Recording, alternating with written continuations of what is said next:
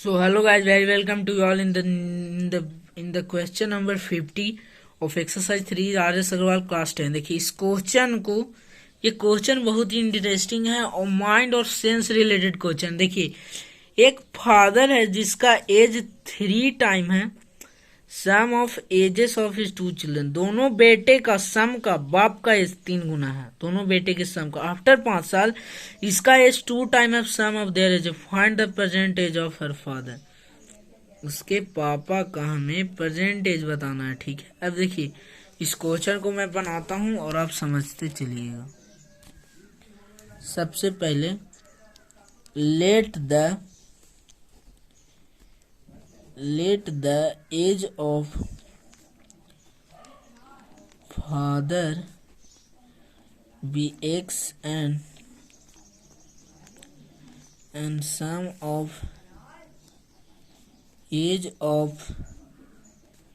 children be y। अब देखिए बात को समझिए। अब अकॉर्डिंग टू क्वेश्चन बाप का एज कितना है? 3 time of sum of their ages. मतलब जब बाप का एज 3 गुना है यानी तो 3y करेंगे तब ये दोनों बराबर होगा, हाँ कि ना। जब तक हम 3y नहीं करेंगे, बाप का एज 3 ज्यादा बड़ा है, तो जब तक y में 3 नहीं करेंगे दोनों बराबर नहीं होगा, ठीक है। अब after 5 year age of father 3 + x हो जाएगा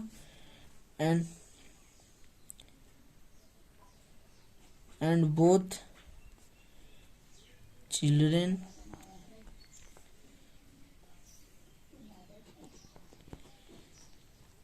अब तुम बोलोगे कि अब आप बोलिएगा कि यहाँ पे 5 की जगह पे 10 कहां से आ गया?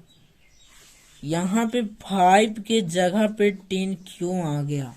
देखिए बात को समझिए, बात की गंभीरता को समझने की कोशिश करिए।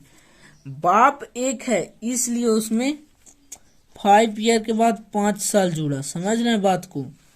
बाप एक है इसलिए 5 साल जुड़ा। But sum of their 2 children, देखिए एक सम ऑफ देयर 2 चिल्ड्रन यानी 2 बेटा है, तो एज बढ़ेगा तो दोनों बेटे का ना बढ़ेगा। ऐसा तो नहीं है कि एक बेटा 5 साल का भी है तो वह अगले 5 साल के बाद भी 5 साल का रहेगा। एज दोनों बेटे का बढ़ेगा, इसलिए 10 जोड़ेंगे हम लोग। आप बात को समझ रहे मैं क्या कर रहा हूं, ठीक है। अब देखिए क्या होता है। अब ये 5 + x है तो इस बाप का age, his age will be 2 time the sum of their ages. 2 time हो गया, मतलब ये 2 टाइम है तो इधर मल्टीप्लाई करेंगे 2 × 10 + y, ठीक है। तो 5 + x = 20 + 2y। तो x - 2y = 15 हमारा आ जाएगा। हमारा 2 इक्वेशन हमें पता चल चुका है, ठीक है। x का वैल्यू हमें पता है, x का वैल्यू पुट कर देंगे। Putting value of x in x - 2y = 15, ठीक है। तो x का वैल्यू कितना था हमारा? 3y - 2y = 15 यानी y = 15, यानी दोनों बेटे का एज का जोड़ कितना है? 15 साल, ठीक है। अब इसी वैल्यू को हम लोग पुट कर देते हैं। हमें बेटे से मतलब नहीं, हमें बाप से मतलब है। पुटिंग द वैल्यू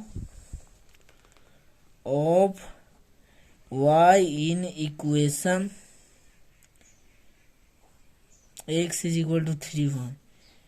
x 3 का वैल्यू है 15 एंड x = 45 है, ठीक है। मतलब फादर एज 45 ईयर। देखिए 45 ईयर है हमारा 50 का आंसर। देखिए मैं आपको समझा देता हूँ इस क्वेश्चन के बाद एक बार, ठीक है, ध्यान से सुनिएगा।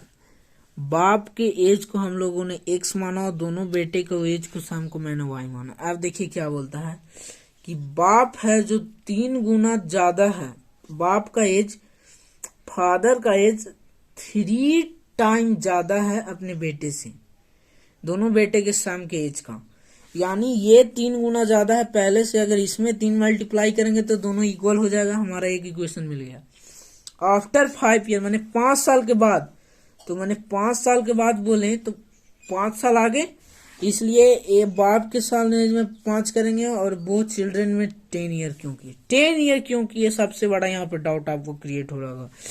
देखिए बेटा 2 था, 2 बेटे के एज का सम था हमारा बॉय, तो ऐसा तो नहीं है कि एक बेटा ही 5 साल का होगा, दोनों बेटा का 5-5 साल एज बढ़ेगा, इसलिए हम लोगों ने 10 ऐड किया।